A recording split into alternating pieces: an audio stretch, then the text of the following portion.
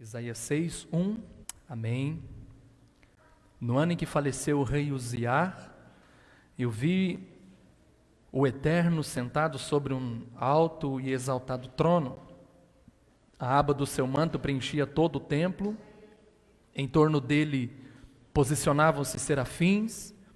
Cada um deles tinha 6 asas, com 2 cobriam o rosto, com 2 cobriam os pés e com 2 voavam. E ao mesmo tempo clamavam uns aos outros: Santo, Santo, Santo é Yahvé dos exércitos. Eis que toda a terra está plena da glória do Senhor. Ao som das suas vozes, os batentes das portas tremeram e o templo ficou repleto de fumaça. Então bradei eu: ai de mim, não tenho salvação. Portanto, sou um homem de lábios impuros e vivo no meio de um povo de lábios impuros. E os meus olhos contemplaram o rei, o Adonai de Sabaote. Imediatamente um dos serafins voou até onde eu estava, trazendo uma brasa viva que havia tirado do altar com uma tenaz. Com ela tocou a minha boca e declarou-me: vê isso que tocou os teus lábios? A tua culpa será removida e o teu pecado está perdoado. Em seguida ouvi a voz do Eterno que clamava: quem hei de enviar? Quem irá por nós? Ao que prontamente respondi: eis-me aqui, envia-me a mim. Ele me respondeu: vai e diz a este povo: podeis ouvir constantemente, mas não haveis de compreender. Podeis ver e continuar a ver sempre, contudo jamais percebereis. Embota no coração deste povo, torna esta gente incapaz de escutar seus ouvidos e tapa-lhe os olhos, que essas pessoas não enxerguem com os olhos, não consigam ouvir mediante os ouvidos e não possam entender com o coração, a fim de não receberem a conversão e se tornem sãos. Diante disso, indaguei: até quando, ó Eterno? E ele respondeu: até que as cidades estejam em ruínas e sem habitantes, até que as casas fiquem abandonadas e os campos estejam absolutamente destruídos, até que Yahvé remova para terras distantes o seu povo e no seio da terra reine total solidão. E na sua terra, e na terra ficar 1/10 do povo, este tornará a ser devastado. Contudo, assim como o terebinto, o olmo e o carvalho são colocados abaixo, deixa apenas um pedaço do tronco no solo. Assim, a santa semente será o seu tronco a brotar um novo começo. Deus, eu ainda estou diante de tua santidade nesta manhã. Há temor e tremor em meu coração quando eu abro a tua palavra, porque eu creio, ó Deus, que quando nós lemos as Escrituras, a boca do Senhor está se movendo, os seus lábios, e o Senhor está falando conosco. Que o Senhor não rejeite o nosso culto nesta manhã, e que o teu Santo Espírito fale ao nosso coração, que ninguém saia daqui sem compreender a mensagem do teu Evangelho. Aqueles que estão em seus lares, que nada os distraia, mas que eles possam entender perfeitamente o que o teu Santo Espírito tem a falar ao nosso coração.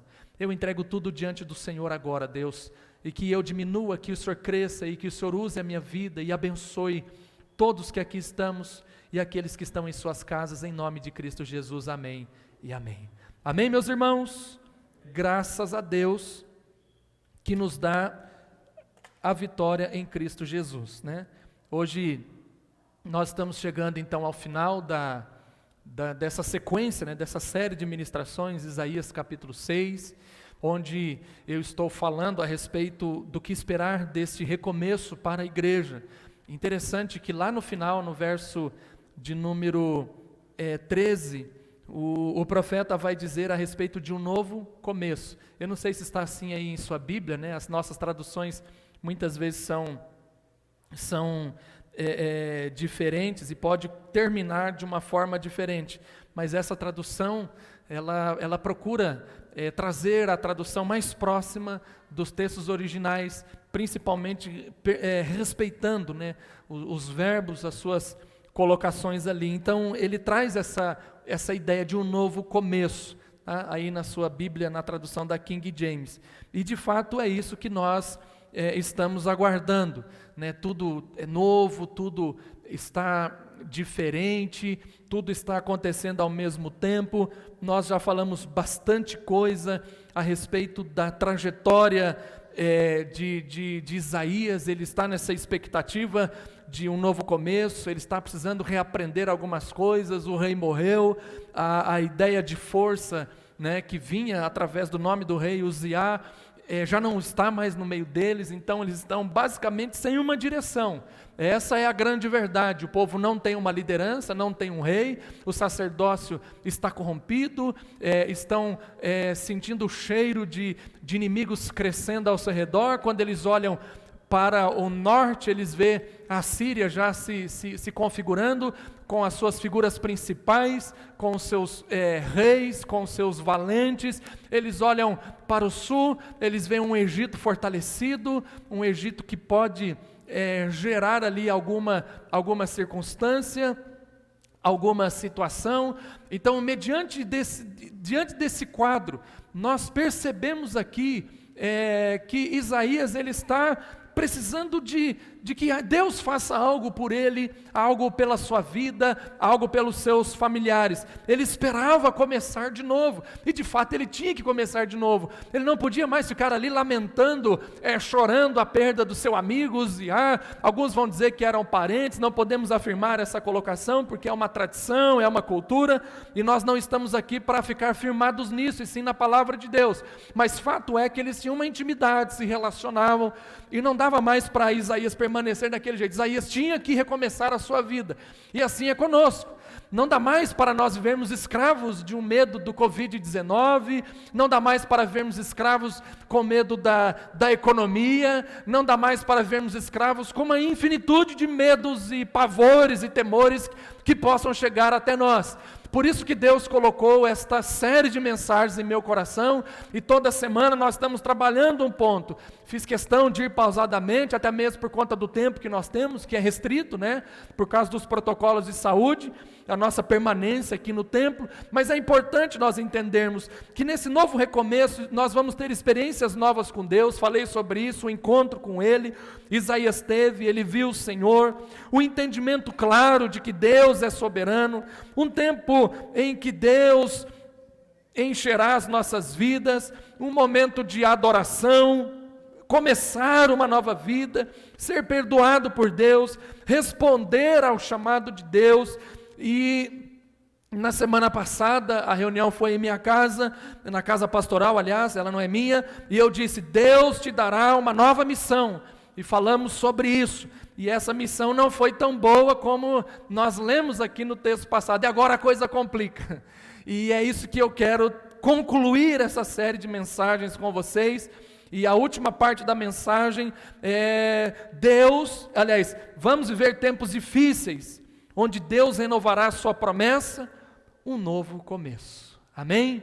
Diga comigo: eu vou viver tempos difíceis, onde Deus renovará a sua promessa, um novo começo. Amém? Então fala para o seu irmão, eu estava com saudade disso, fala para ele: Deus tem um novo começo para você. Agora fala assim para ele: só que não vai ser fácil. Essa parte vocês não querem falar, né? Não quis falar, né, Zorildo? Tá certo. Engraçado que eu sou o Superman agora, né? Eu vejo através das máscaras, né? Coitada, Zorildo. Mas é verdade, tempos difíceis. A mensagem, a sequência da mensagem, do verso 11 ao verso 13, que é a conclusão da exposição de Isaías, é terrível. É uma situação maluca. Após toda aquela experiência estressante que Isaías vive, a ideia lógica seria de que agora ele teria um refrigério, né? E Deus iria dizer outra coisa para ele. Mas aí, como ele é um bocudo, lembra que o problema dele era na boca? Eu tenho os lábios impuros. O problema dele é falar muito. um falastrão. E aí de repente ele faz outra pergunta: até quando, ó Senhor? Em outras traduções, e na que eu li, é até quando, ó Eterno? Tem um ditado popular que diz assim: quem fala muito dá bom dia a cavalo, né? E eu não sei se você sabe de onde vem essa história, eu também não sei não, mas eu tenho assim uma ideia de que, como o cara fala bastante, ele fala bom dia para o cavaleiro e bom dia para o cavalo também. Eu acho que é por isso, quando eles se cruzam, né? Fica dando bom dia para cavalo. Ou ele é doido, né? Ele vê um cavalo na rua e fala bom dia, cavalo. O cavalo não vai respondê-lo. E Isaías é um cara que fala muito. Esse é o problema de Isaías. E ele está num processo de cura. E aí então ele faz esse questionamento, mas aqui não é pecado. Ele pergunta, não como uma ideia de que ele estava questionando a Deus, mas Senhor, eu não quero fazer isso, eu não quero ir lá falar para os meus irmãos que eles não vão ouvir, que eles não vão enxergar, e etc, e etc. Como ficarão aí os meus parentes, meus amigos? Como vai ficar a minha reputação, Adonai? Se eu começar a falar essas coisas ruins que o Senhor está mandando eu dizer, eu profetizar, como que eu fico diante disso? Isaías não está questionando com essa ideia. O projeto de Isaías não é essa questão. A ideia principal aqui, dentre tantas, uma delas é que ele estava pronto para servir a tarefa que Deus havia dado, e ele estava querendo entender qual que era o tempo, não arranjar uma desculpa para fazer outras coisas, não. Isaías, ele está comprometido. Isaías, ele tem um projeto agora que a Trindade deu para Isaías, e aí a partir desse momento ele questiona, ele não ousa questionar, ele faz uma pergunta, ele não questiona a ordem de Deus, porque ele entendia que aquela ordem de Deus, que aquela palavra de Deus mudaria a sua vida. Então ele considera isso como algo automaticamente aceito. Bom, o senhor quer que eu faça isso? Beleza, até quando? Que momento eu começo? Como que vai ser? Essa é a dinâmica, essa é a perspectiva. Ele simplesmente pergunta. Essa pergunta na língua portuguesa, até quando, ela é diferente de uma conotação no hebraico. A ideia dessa pergunta em hebraico, na verdade ele está abreviando, porque senão a pergunta ficaria muito extensa para o escritor sagrado estar colocando. Então a pergunta ela é basicamente assim, como as coisas acontecerão e quando terminarão. Percebe como é diferente de falar até quando? É diferente do lamento do Salmos 13, até quando, Senhor? Até quando, Senhor? Até quando, Senhor? 3 lamentos que o salmista, que o cantor apresenta para Deus, e o cenário é isso mesmo, de sofrimento, de dor, de eu não aguento mais. Aqui não. A ideia de Isaías aqui é perguntar como que as coisas vão se acontecer e como que elas terminam. E o decorrer, isso é no verso 11, o decorrer do verso 12 e o verso 13 responde essa pergunta. Se você for analisar aí o texto sagrado, você vai perceber que a lógica, a dinâmica, o processo da literatura hebraica é basicamente isso, essa dialética é a resposta, ele vai responder. E essa resposta que ele vai dar para Isaías não é a resposta, assim como a palavra profética de Isaías já estava complicada aos olhos humanos, comprometidas, a resposta ela vem na mesma dinâmica, na mesma ordem, na mesma qualificação.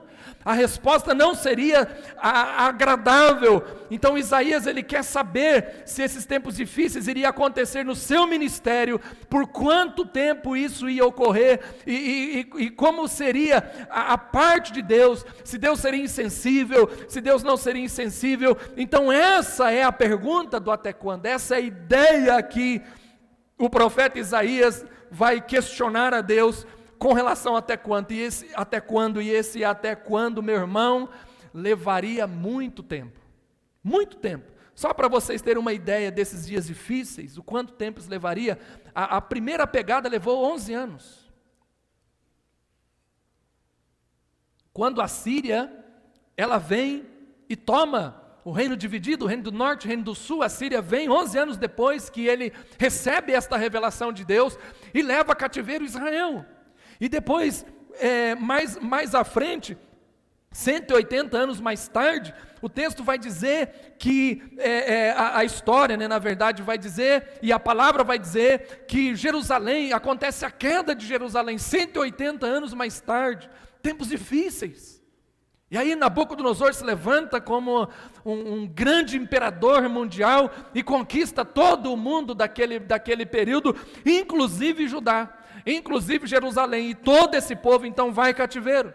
Aquela ideia que o Senhor vai predizer no verso 11, cidades e terras devastadas, vazias, no verso 12, deportação, no verso 13, o processo de destruição total, no verso 13, na parte A do versículo 13, a parte B depois já é outra situação.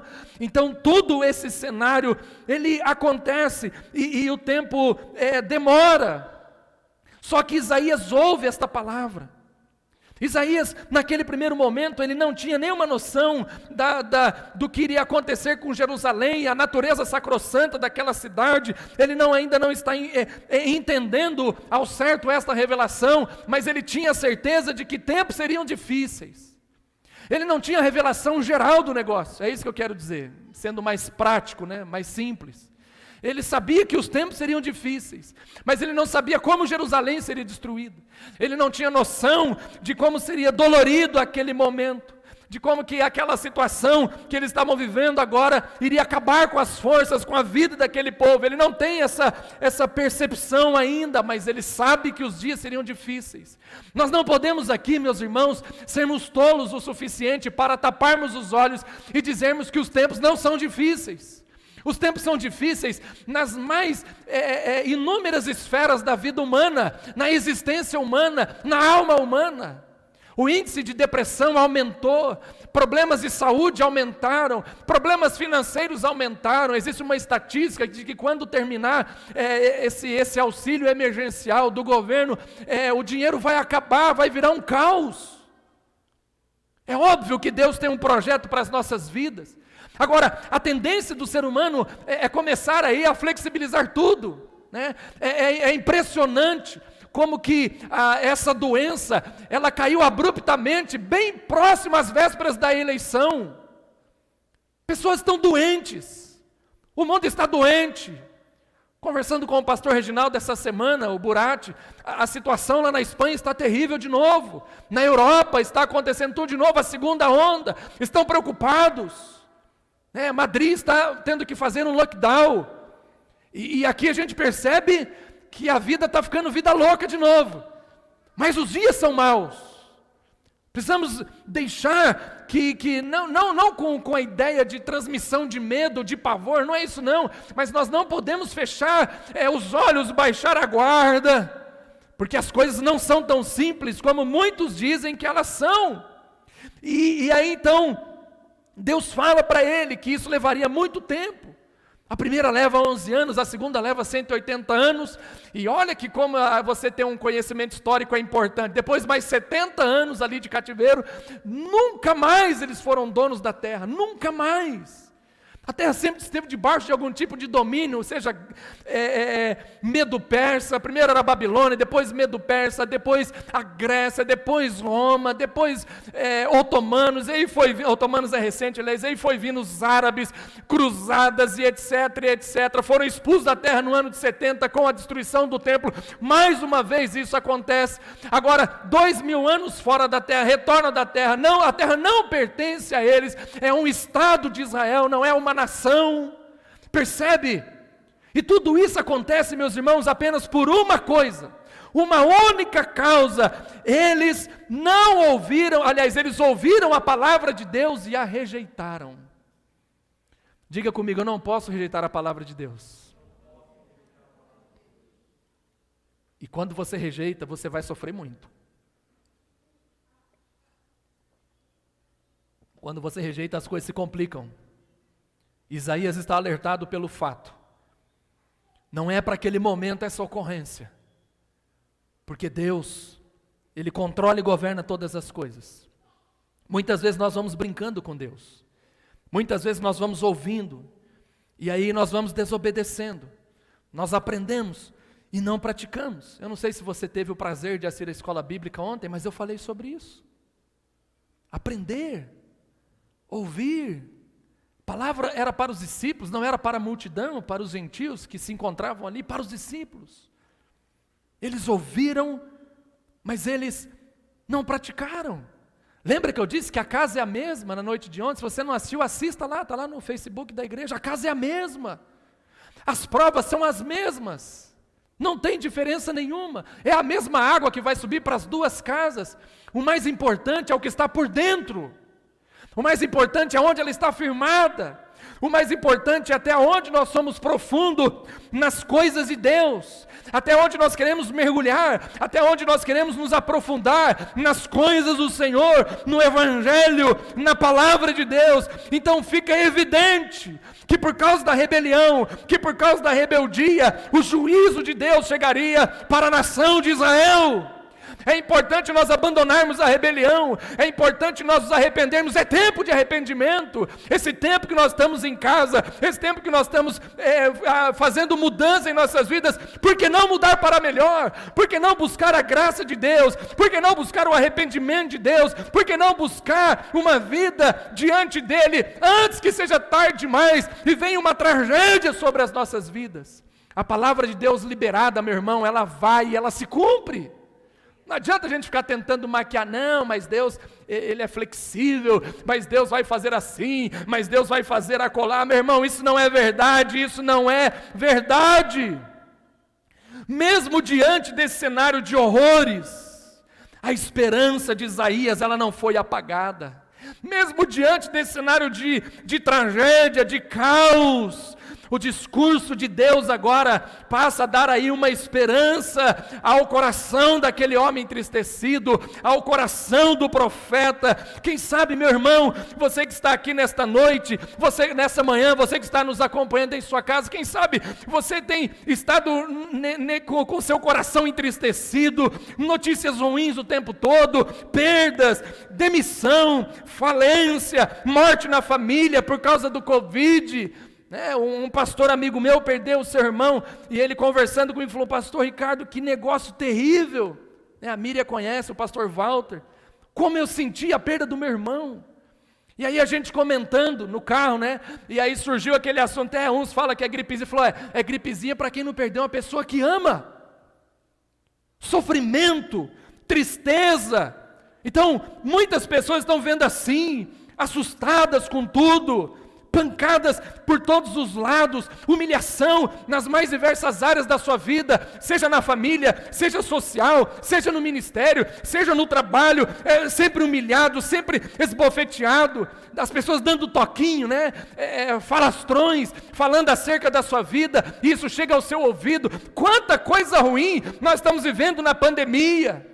Outro dia conversando com um pastor amigo meu, ele falou: rapaz, eu não entendo como que as pessoas conseguem arrumar confusão com a igreja fechada, não tem ninguém lá, e é um rolo, gente falando de um, gente falando de outro, confusão, e se mete aqui, se mete ali, aí ele tem que conversar por telefone, tem que fazer uma videoconferência, é um caos. As pessoas não sabem viver em paz. As pessoas não entendem que a vida não é para viver assim, que há uma esperança, que há uma saída, que há um refrigério, que há uma porta de graça aberta de Deus para as nossas vidas.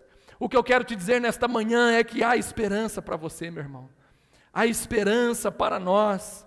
O verso de número 13, para mim, é o mais forte. Quando ele vai dizer na parte B do versículo, acompanha aí na sua Bíblia: contudo, assim como o terebinto, o olmo e o carvalho que são colocados abaixo, deixa apenas um pedaço do tronco no solo, assim a santa semente será o seu toco a brotar um novo começo. Percebe que ele muda aqui a história, e ele vai dizer contudo, e essa frase contudo, ela é extremamente importante na gramática, porque ele está dando uma virada na realidade, ele está mudando, uma vez que nós estamos falando que é onde Deus vai renovar a promessa, um novo começo, já observamos os tempos difíceis. Agora, meus irmãos, diante desta realidade, quando Deus vai falar para ele, diz a Isaías, contudo, no verso 13b, a sorte da humanidade, ela começa a ser mudada, a sorte dessas pessoas, ela começa então a ter uma nova dinâmica. Interessante, eu não sei se você sabe disso, mas a primeira referência que ele vai trazer é o terebinto. E o terebinto, ele é uma árvore que chega a dar mais ou menos aí 6 metros de altura. O seu nome em hebraico é Elá. Terebinto, ele serve tanto para a árvore, ou quanto para uma região geográfica na parte sul. Isso, na parte sul da Judéia, não no deserto da Judéia, mas na parte florescida da Judéia, aonde Davi matou Golias. Olha que coisa interessante, quando Deus vai falar isso para Isaías, Terebinto, Isaías já vem com essa ideia na cabeça, opa, região de terebintos. Aonde essas árvores são plantadas, ela é uma árvore natural do Mediterrâneo, ela não é comum aqui, nós não vamos encontrar terebintos aqui. E aí vem outra coisa na cabeça dele, opa, é o lugar aonde Deus dá a vitória ao seu povo, é o lugar aonde Davi destruiu Golias, é o lugar de bênção, é o lugar aonde os gigantes que estão se levantando contra nós, eles vão cair, é um lugar aonde Deus vai começar uma nova história em minha vida, aleluia, é um lugar aonde Davi mata Golias, é o lugar aonde Deus vai dar para Davi o novo começo do seu ministério. Lembra que Davi foi chamado muito tempo antes, e aí então Davi volta a cuidar das ovelhas, Davi passa tempos difíceis no meio do mato, no isolamento, mas agora chegou o tempo de Davi vencer gigantes, agora chegou o terebinto na vida de Davi, chegou o momento em que Davi lá no vale de Elá vai destruir aquele homem e começar uma nova história em sua vida, um novo começo. E é interessante você observar que a vida de Davi ela é sempre pautada por novos começos, né? Quando Davi peca, Deus manda o profeta lá, ele vai lá, conversa com Davi, Davi tem um novo começo. Quando Davi vai perder a segunda batalha, então seus soldados chegam até ele quando ele está lutando contra gigantes, olha, não, vamos tirar Davi daqui, não podemos deixar se apagar a lâmpada de Israel, porque ele era um homem onde Deus ministrava a prosperidade, o cuidado, o avivamento para o povo, tira ele daqui, e a partir dali Davi tem um novo recomeço. É tempo de recomeço em sua vida, meu irmão. É tempo de Deus começar a escrever uma nova história para nós, sim. Embora seja muito difícil, mas a alvorada da promessa, ela começa a surgir lá no horizonte, não é isso? As trevas, elas começam a se dissiparem diante da graça, diante dessa palavra, diante da bondade de Deus. O povo agora pode ser como uma árvore cortada, jogada ali no solo, mas o texto vai dizer que através daquele tronco, um novo começo aconteceria, através daquele tronco, coisas novas iam surgir, através daquele tronco, árvores floresceriam naquela região. Meu irmão, é através dessa coisa que está quebrada em sua vida, é através desse tronco que está caído, que Deus vai restaurar, aleluia, que Deus vai levantar e começar a escrever uma nova história em sua vida, através desse terebinto, que para muitos é desprezado, que para muitos não vale de nada, é a partir dali que Deus vai levantar, e um tronco forte, um tronco novo, uma nova história de Deus para a igreja. Aplauda Jesus bem forte nesta manhã. Aleluia.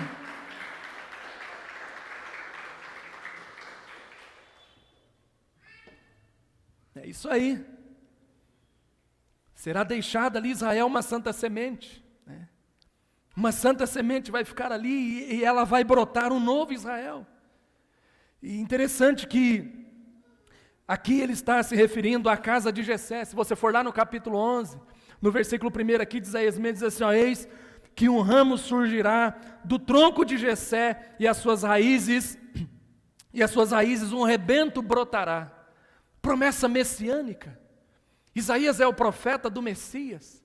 Isaías é o profeta que vai liberar essa palavra, e tudo que você imaginar a respeito do Messias, você encontra aqui em Isaías.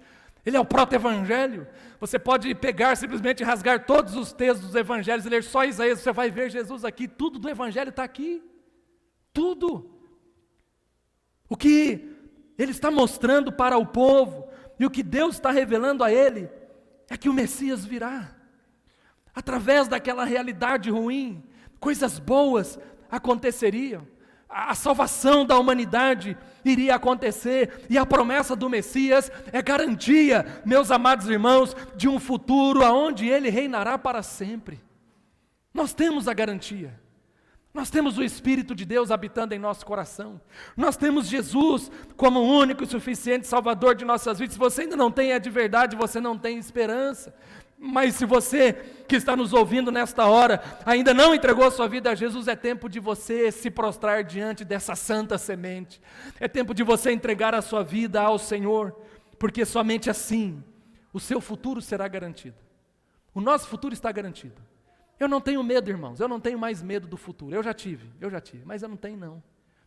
Sabe, se o Covid me pegar e eu morrer, tranquilo, eu vou para o céu, meu futuro está garantido, eu faço parte da santa semente.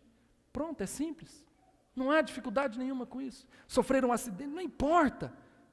O importante é ter certeza, convicção de que Deus, Ele já nos resgatou através de Jesus Cristo. De que nós já somos salvos. E que nesse tempo de pandemia, Ele renova essa promessa em nosso coração. Ele tem coisas novas para nós. Ele tem coisas importantes para o seu povo. E é tempo de você recomeçar. É tempo de você recomeçar. Eu quero chamar o Ministério de Louvor aqui, por favor. Nós vamos orar a Deus, enquanto o Xandão me auxilia aqui no dedilhar.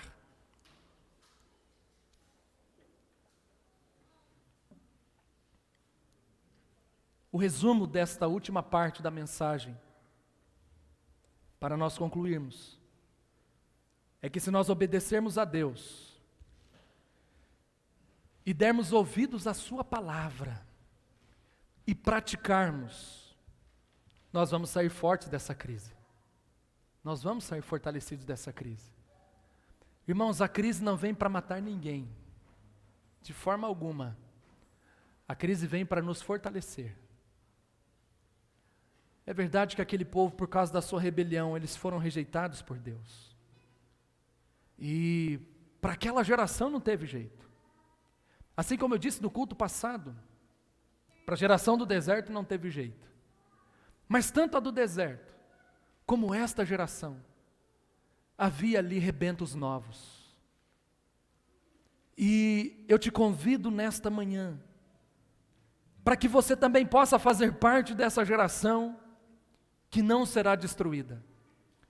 Dessa geração que entendeu esse tempo de Deus, e que está firmado na promessa do Senhor.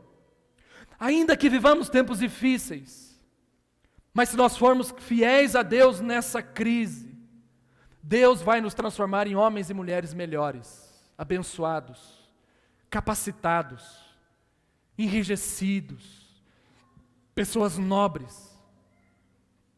Eu acho legal quando eu viajo assim para o interior, e aí você vai em algum sítio, ou encontra com alguém de um sítio, e você vê ali a pele da pessoa, ela é uma pele assim sofrida, né, surrada, como a gente diz, né? Mas aquelas pessoas têm uma saúde de ferro, né?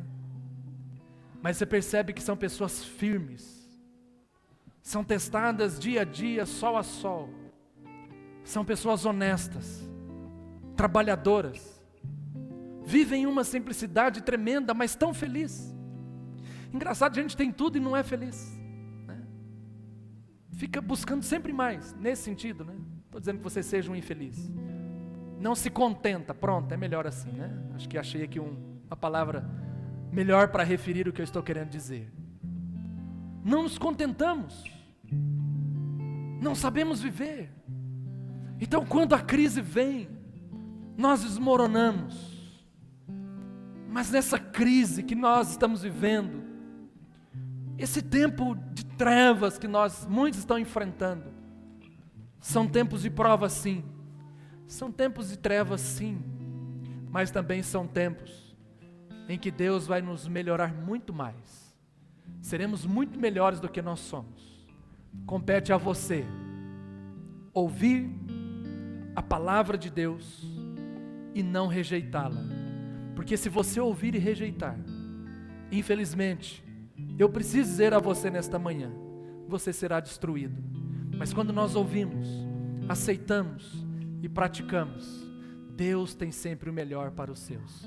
Que nesta manhã, o melhor de Deus, esse novo começo que Deus vai falar aqui através da vida do profeta Isaías, chegue aí em sua casa, chegue aí em sua família, chegue aí em seu trabalho, e você desfrute mesmo nessa crise, de coisas boas, de coisas abençoadas que Deus está fazendo por você. Vamos colocar de pé, vamos fazer uma oração.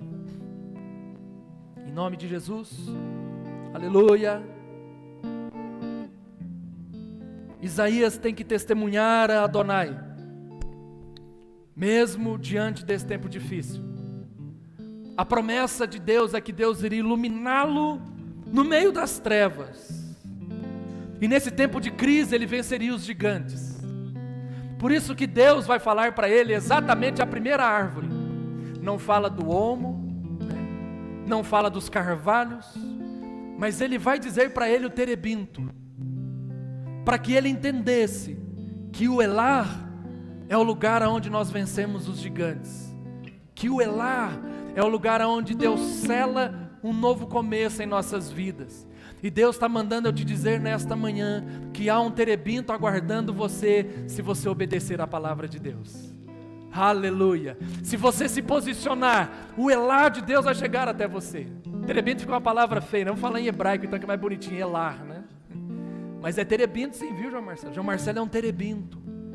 Nós somos um terebinto. Um lugar onde vencemos. Um lugar onde nós crescemos. Eu já estive nessa região, é um lugar muito bonito, essas árvores eu as conheço. Fiz escavações ali, próximo a Elá. E a emoção, a sensação, eu vivi na pele o que, no sentido de enxergar, né? Não de batalha, mas o que Davi viu. Aquele vale, o vale de Elá. E é ali que Deus deu a vitória àquele homem. À medida que ele ia descendo no vale, à medida que ele ia se aproximando, aquele gigante se agigantava cada vez mais. Mas ali, Deus ia encorajando Davi. Sabe? O que Deus está mandando dizer para você nesta manhã, é para você ir em direção ao vale de Elá. Que à medida que você começar a descer, Deus vai te encorajar, meu irmão. Deus vai encorajar a igreja. E nós vamos vencer sim. Eu creio que ano que vem será melhor. Eu creio, porque é a palavra de Deus. Mas se não for, não importa. Pelo menos se eu chegar no final do ano que vem, tá bom demais, não é? Quando começamos a crise, eu disse para mim mesmo, se eu chegar no final do ano, ó Deus, tá jóia. Com aquele medo terrível, né? Mas vamos embora. E aí à medida que eu vou caminhando com Deus, eu vou ministrando, eu vou entendendo a palavra, eu vou estudando os textos. Deus vai se revelando a mim através das Escrituras e vai me fortalecendo. Eu não vou dizer para você que eu não estou vivendo tempos de trevas em minha vida, porque eu estou sim. Tempos difíceis nos acompanham das mais diversas ordens, sabe? Mas eu creio que Deus tem um novo começo para mim. Eu creio que eu sou um terebinto. Deus falou comigo ontem, e eu terminei essa mensagem ontem. Era quase 1h da manhã. Pra vocês terem uma ideia, eu terminei a escola bíblica e ó, pau na máquina, vamos produzir. Vamos para a palavra, vamos estudar, vamos ler. E Deus foi revelando, Deus foi falando ao meu coração, foi animando, me dando força para suportar os tempos difíceis. E nós vamos vencer juntos, meus irmãos.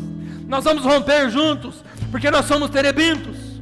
Estamos no vale de Elá, e é ali que nós vamos vencer aqueles que se agigantam contra nós. Não tenha medo de Golias, não tenha medo. Faça a sua parte, óbvio, seja responsável.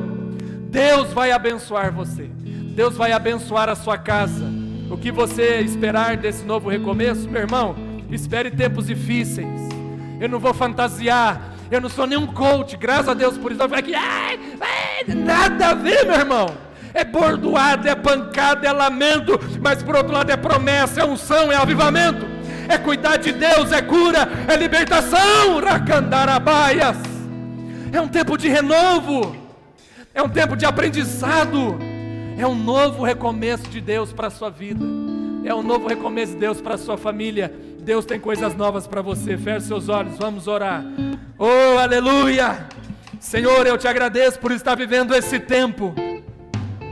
Deus, eu não queria estar em outro tempo, é porque eu não saberia viver o outro tempo. Mas esse tempo o Senhor está fazendo tanta coisa nova. Tem sido um tempo tão difícil, Senhor, mas por outro lado é um tempo tão gostoso. É um tempo que eu estou vivo. É um tempo que a tua igreja está viva. É um tempo que nós estamos tendo que aprender tudo. Paramos com tudo. Paramos, Deus, com todos os ministérios. E estamos recomeçando. Estamos aprendendo. E eu quero rogar a Ti, soberano, que nesta manhã o Teu Espírito Santo venha sobre nós e tire do nosso coração o mal, tire do nosso coração a angústia, tire do nosso coração a tristeza que nos acompanha, tire do nosso coração o medo, Senhor, e comece a florescer em nós, assim como o Senhor fez com Isaías no final dessa mensagem, Pai, no final da visão lá no templo. Comece a mostrar para nós que há esperança. Comece a mostrar para nós que o Senhor separou um povo. Mesmo no tempo de dificuldade, o Senhor tem um povo. Aleluia! E nós somos esse povo. Nós somos essa geração de um novo começo. Nós somos essa geração de que vai romper. Nós somos essa geração que vai amadurecer. Nós somos essa geração que vai passar. Senhor, e nós queremos deixar um legado para as próximas gerações. Por isso eu também rogo, ó Deus, nesse novo começo, pelas próximas gerações, Pai, que o Senhor as abençoe, que o Senhor as guarde. Senhor, continue nos livrando do mal. Senhor, continue nos livrando das enfermidades, do Covid, do desemprego, do caos social. Ah, meu Pai, nos livra, Senhor, e continua trazendo na nossa memória as Tuas promessas. Esse é o ano da promessa, Pai, e nós estamos vivendo as promessas do Senhor sobre as nossas vidas. Ó Deus eterno, eu Te agradeço por tudo, e entrego a Tua igreja aos Teus cuidados, entrego essa série de mensagens diante do Senhor, e que o Senhor nos abençoe, e nos ajude, Pai, nesse novo recomeço para a nossa vida. É essa oração que eu faço, em nome de Cristo Jesus, amém.